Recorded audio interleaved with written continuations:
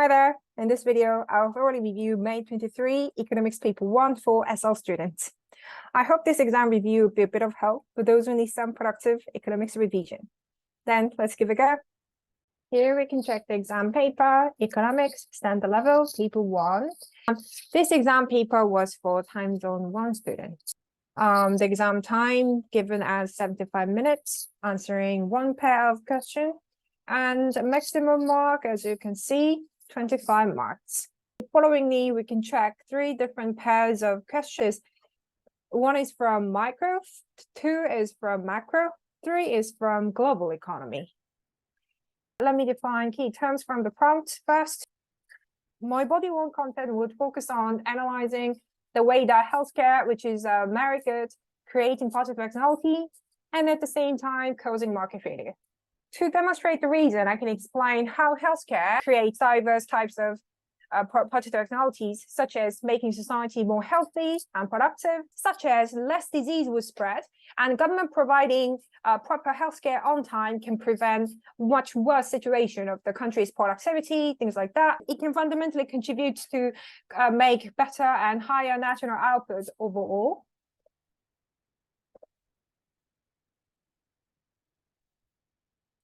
However, despite of such social extra benefits that the item can create, why they are chronically underallocated? I need to find out reason why. We can expect that it's mainly due to lack of accessibility, maybe mainly because of financial accessibility. People haven't gotten the proper knowledge of the benefits that such goods consumption can create. All those reasons can make the underallocation of the product consumption. I can illustrate the situation with a diagram showing the MPV smaller than MSB, which is a type of market failure. Marginal social benefit and marginal social cost are not being equal at the current equilibrium, which is creating allocative inefficiency. That's why it is a market failure. My second body content would include why education this time is creating market failure. It's also very similar to the logic above. Let me concentrate more on the education-related ideas. First, I'm going to explain how education, which is another merit good, is creating positive externalities within the society, such as making society more stable and productive. How? Because if your country is providing proper education to the individuals, then those better educated individuals can get decent jobs and earn stable and decent incomes, and those can create more safe and stable and rich society, and those people are going to pay more stable taxes to the government, enriching government budgets, and all this can ultimately contribute to better and more productive national output, at the same time increase national productivity.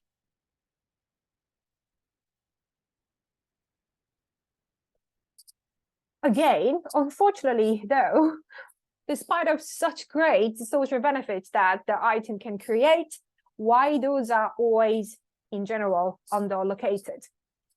Same reason as above.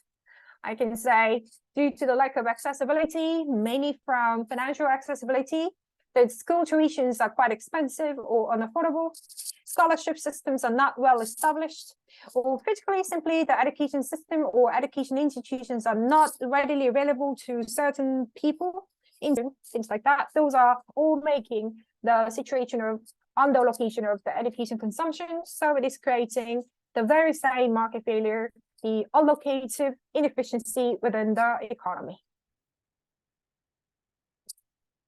Next question B, using real-world examples, discuss whether the provision of subsidies is the best way to increase the consumption of merit goods.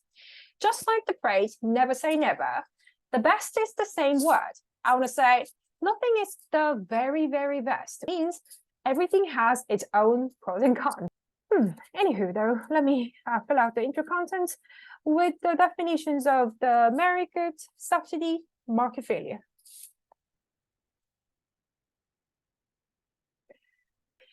Predictably, body one's main topic would be about why and to what extent provision of subsidy can be the best way to increase merit good consumption. Yes, why not? It can be, in a way. So I'm going to explain how provision of subsidy works within the market in terms of, especially in terms of incentivizing firms by lowering production cost and increasing supply. And then it's going to ultimately lower the price and gear the higher consumption of the items. I'm going to draw a market failure diagram showing the impact of a subsidy, such as MPC curve shifting to the right, getting closer to the MSC. For example, one real-life example that I would love to use is the one that South Korean government has been providing subsidies for the past few years on the electric car items, so that I can demonstrate how such measure greatly motivate electric car production and the price affordability within the market for the past few years.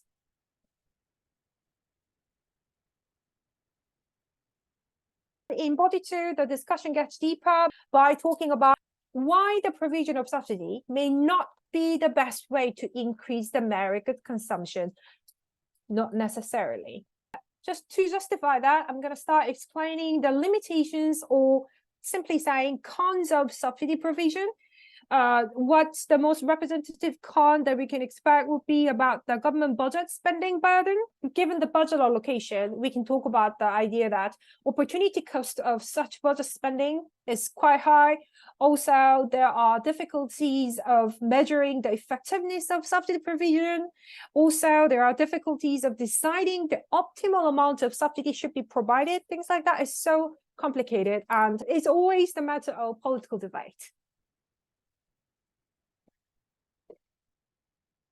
Therefore, I can suggest some potential alternatives of subsidy, such as I can say, why not government just provide such items directly? How about legislation and regulation that can be a bit more indirect, however, can be cheaper and more fundamental? How about conducting some campaigning or education so that you can ultimately increase the awareness of the American consumption in the first place amongst the citizens?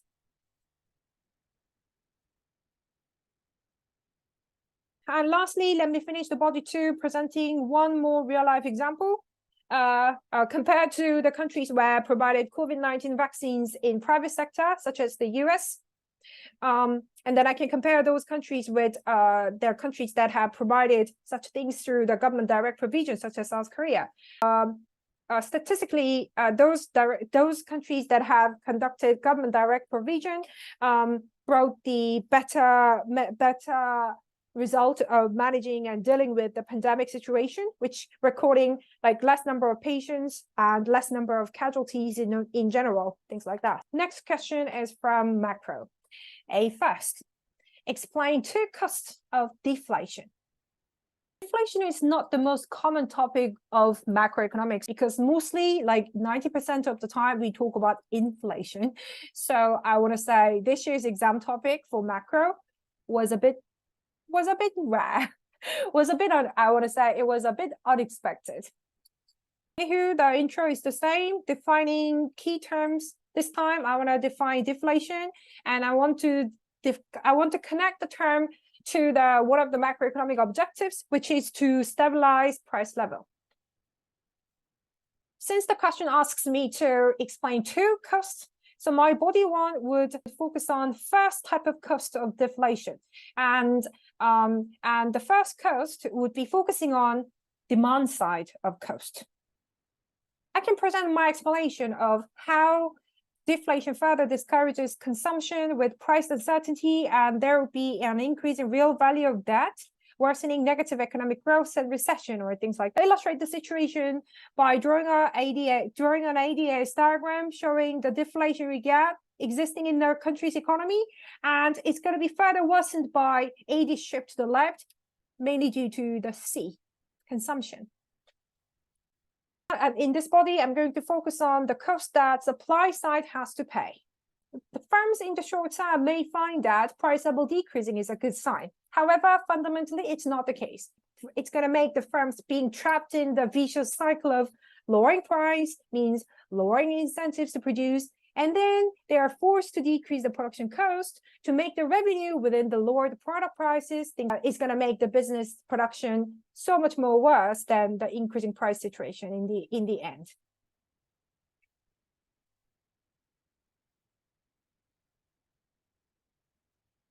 It's going to make the companies to decrease the investment, which is going to decrease I. So recession gets worse, economic growth gets worse. B, using real-world examples, discuss the view that high inflation is a more significant problem than high unemployment. The essay should start with defining the terms inflation, unemployment, connecting them to the macroeconomic objectives of governments. In body one, I can bring the discussion of agreeing to the given view, so I can explain why and to what extent inflation actually can be a more severe problem than unemployment. And I'm going to focus on short-term economic disruption that can be created, that can be caused by inflation.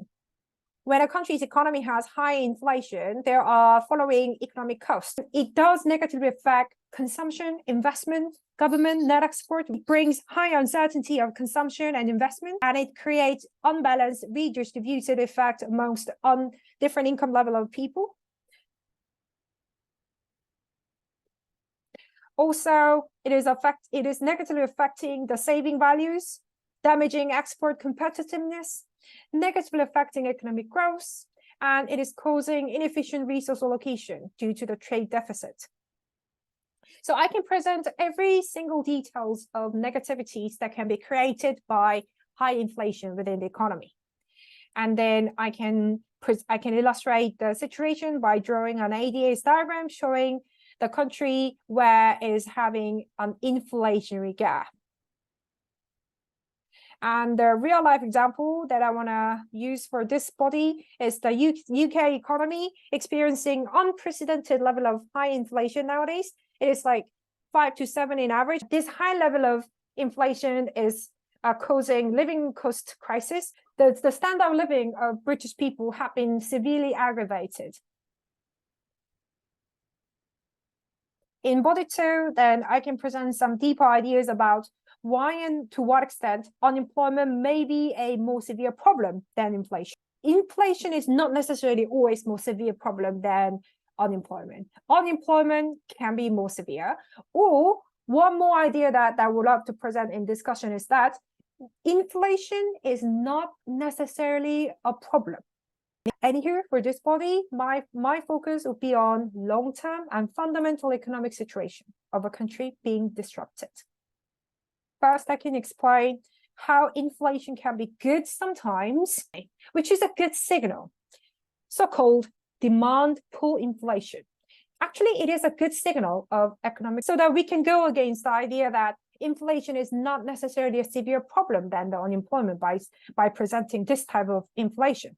And also, I can explain how unemployment can be a greatly distressing problem to an economy, even worse than inflation, such as economic, social, and personal costs that are created by unemployment in the long-term and fundamental sense. To be more specific, I want to talk about the idea that there are types of unemployment which must be managed actively by the government's interventions, such as if there is cyclical unemployment in the short term, or if there is structural unemployment in the long term, that must be really, really actively somehow managed and sorted out by the government intervention. Otherwise, your country's economic recession can be worsened during the short term, or your long-term national productivity or your long-term potential output can be worse because of a prolonged structural unemployment.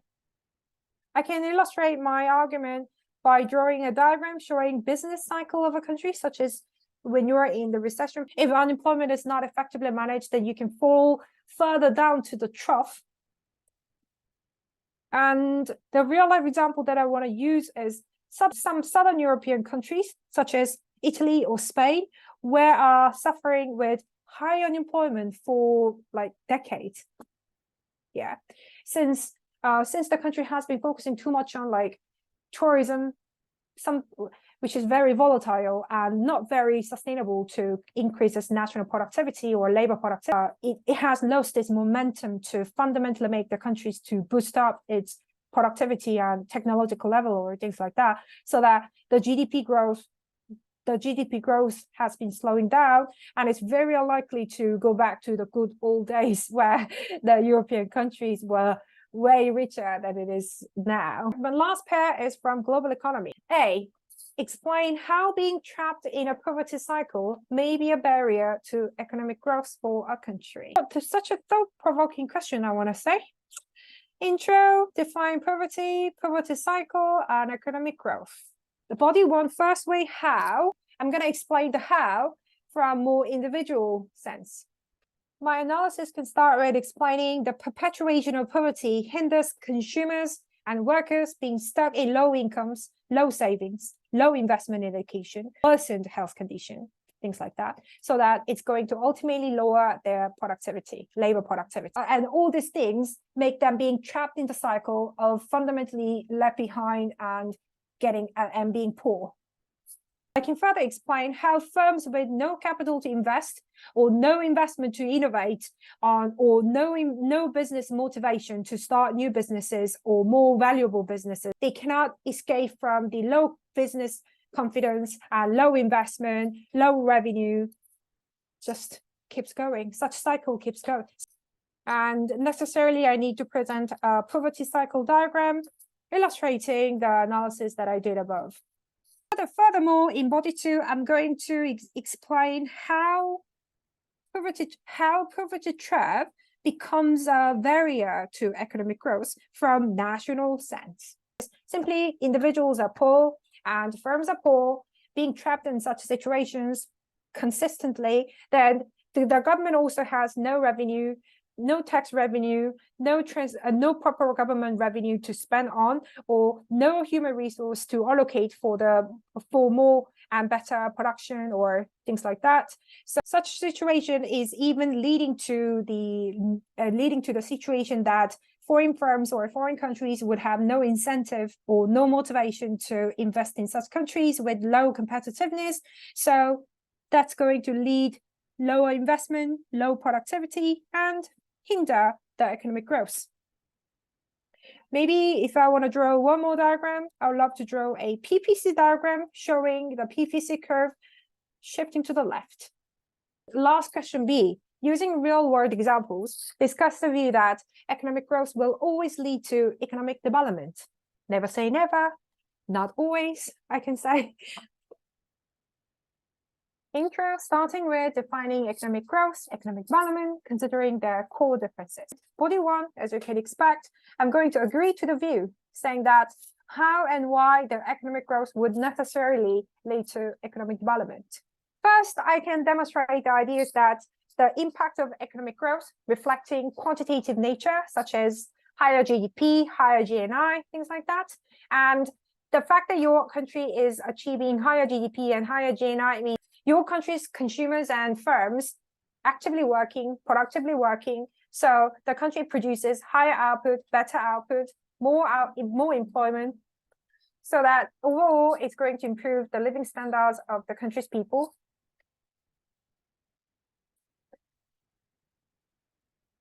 So such established national wealth and productivity would allow further investment on a qualitative aspect of the country, so that the wealth earned from the economic growth can improve the economic development related aspect of the economy. That's what I want to say. I want to further explain the fact that some of HDI index elements are actually from the GMP and GDP measures, so that if your GDP and GMP are increasing, you can technically and automatically improve the HDI index measures.